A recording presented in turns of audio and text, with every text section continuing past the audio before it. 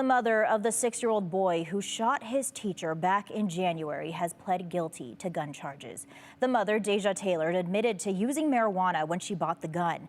Taylor is accused of lying about using the drug when she bought that gun, which her son later used to shoot his teacher, Abby Zwarner. Zwarner, a first-grade teacher, was seriously hurt in that shooting and has gone through multiple surgeries. Taylor's attorney has agreed to a negotiated plea with prosecutors. However, the plea calls for a sentence of 18 to 24 months in prison. And also new today, the teacher that was shot in that case no longer works for the school. Her attorney says the school district's Human Resources Department sent her an email on May 22nd. They say the email was called a separation of employment. The attorney called it a firing. To say that we were shocked is an understatement. We have litigation. They haven't paid her in a couple of months. They're trying to squeeze her. She has until August 1 to leave or get re-signed.